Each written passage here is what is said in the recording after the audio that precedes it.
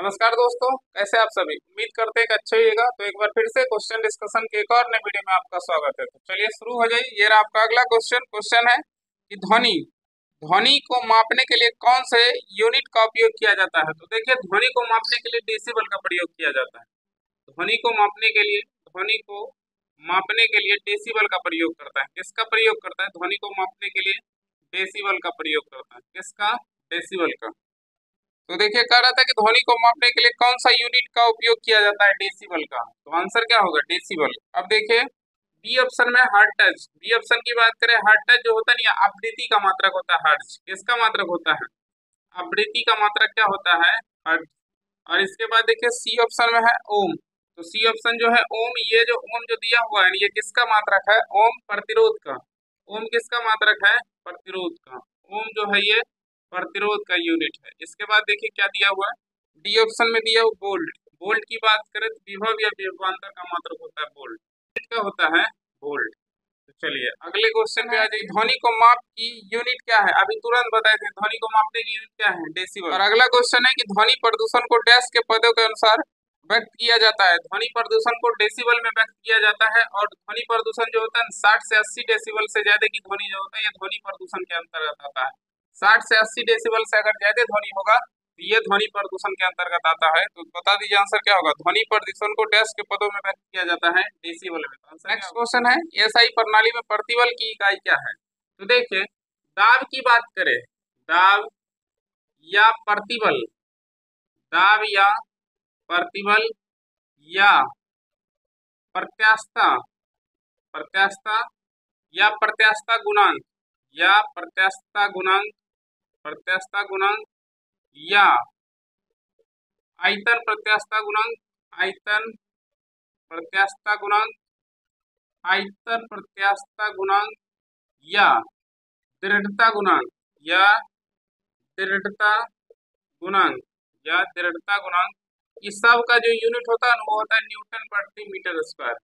Newton प्रति metre square. तो देखिए, पूछ रहा था क्वेश्चन की ऐसा ही प्रणाली में प्रतिबल, प्रतिबल का पूछे या दाब का पूछे, प्रत्यास्थता या प्रत्यास्थता गुणांक, आयतन प्रत्यास्थता गुणांक, दृढ़ता गुणांक, सबका यूनिट क्या होता है? न्यूटन प्रति मीटर स्क्वायर। तो देखिए किस ऑप्शन में है?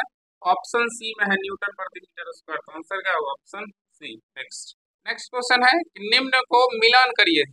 पहला है कि चुंबकीय फ्लक्स, और आगे इसका यूनिट दिया हुआ है। देखिए, चुंबकीय फ्लक्स की यूनिट की बात करें तो चुंबकीय फ्लक्स का यूनिट होता है टेस्ला। चुंबकीय फ्लक्स घनत्व का जो यूनिट होता है, चुंबकीय फ्लक्स घनत्व का जो यूनिट होता है, यह होता है टेस्ला। क्या होता है? टेस्ला। तो देखिए, पहला का क्या होगा? ए। पहला का ए। दूसरा दिया हुआ स्वप्रेरण। स्वप्रेरण की बात करें तो इसका होता है हेनरी। स्वप्रेरण का यूनिट होता है हेनरी। स्वप्रेरण का यूनिट क्या होता है? हेनरी। और सी है चुंबकीय फ्लक्स।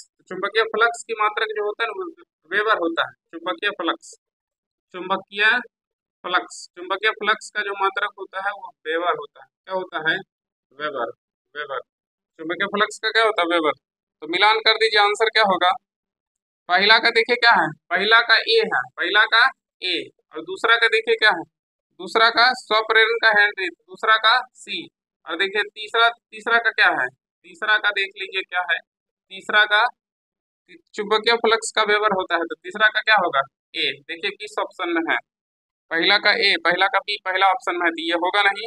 अब देखिए दूसरा ऑप्शन में पहला का सी, ये भी नहीं होगा। तीसरा में है पहला का ए, दूसरा का बी, ये भी नहीं होगा। तो एक ही ऑप्शन बच गया। तो आंसर क्या होगा? Option D.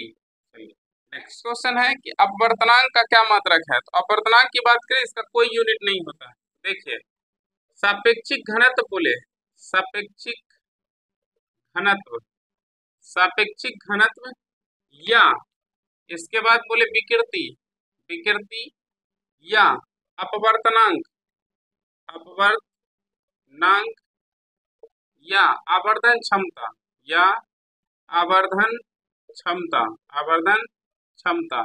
ये सब का कोई यूनिट नहीं होता है। ये मात्रकहीन और बीमाहीन राशि है। मात्रकहीन और बीमाहीन राशि, बीमाहीन राशि है। तो बता दीजिए आंसर क्या होगा? पूछ रहा था अपवर्तनांक का मात्रक क्या है। तो अपवर्तनांक की बात करें तो इसका कोई मात्रक नहीं होता। आंसर क्या होगा? Option C. ऑप्शन सी में लिखा हुआ है कोई यूनिट नहीं होता। नेक्स्ट क्वेश्चन है कि निम्न में से किसे जूल में मापा जाता है? तो जूल में किसे मापा जाता है? कार्य और ऊर्जा को, कार्य और किसको? ऊर्जा को। कार्य और ऊर्जा को किस में नापा जाता है? जूल में नापा जाता है। तो आंसर क्या होगा इसका? जूल। देखिए किस ऑप्शन, पहला ऑप्शन है ऊर्जा, तो आंसर क्या होगा? ऊर्जा। अब देखिए बी ऑप्शन है वेग। वेग की बात करें, वेग को नापा जाता है मीटर पर सेकंड में। वेग को नापा जाता है मीटर पर सेकंड में। और बल को नापा जाता है न्यूटन में। बल को न्यूटन में नापा जाता है और यही बराबर होता है केजी मीटर पर सेकंड स्क्वायर। और शक्ति, शक्ति की बात करें तो शक्ति को नापा जाता है वाट में। शक्ति को किस में नापते हैं? वाट में। शक्ति को नापते हैं वाट में। तो आंसर बता दीजिए क्या होगा? वाट, या इसका एक और होता है जूल पर सेकंड। शक्ति बराबर क्या होता है? कार्य बटे समय जूल पर सेकंड या वाट। नेक्स्ट क्वेश्चन है कि निम्नलिखित में किसकी इकाई ऊर्जा की इकाई के समान है? तो अभी तुरंत बताए थे कार्य की इकाई जो है किसकी इकाई के समान है? ऊर्जा का। इसका दोनों का क्या होता है? जूल। तो बता दीजिए, आंसर पूछ रहा था कि निम्नलिखित में किसकी इकाई ऊर्जा की इकाई के समान है? किसका? कार्य का। पहला ऑप्शन है शक्ति, शक्ति का तो वाट होता है। बी ऑप्शन है घनत्व। घनत्व की बात करें, घनत्व का मात्रक होता है केजी पर मीटर क्यूब। घनत्व, घनत्व की बात करें तो घनत्व का मात्रक होता है केजी पर मीटर क्यूब। नेक्स्ट क्वेश्चन है कि शक्ति की इकाई को क्या कहा जाता है? वाट। शक्ति की इकाई को क्या कहते हैं? वाट या जूल पर सेकंड। वाट या क्या होगा? जूल पर सेकंड। तो बता दीजिए आंसर क्या होगा? वाट या जूल पर सेकंड। पहले ऑप्शन में वाट दिया हुआ है तो आंसर क्या होगा? Option A. नेक्स्ट क्वेश्चन है कि निम्नलिखित में किसकी कोई इकाई नहीं है? तो अभी तुरंत बताए थे किसका इकाई नहीं होता? सापेक्षिक घनत्व, अपेक्षिक घनत्व, अपवर्तनांक और क्या? विकृति का कोई यूनिट नहीं होता है। तो बता दीजिए आंसर क्या होगा? Option B.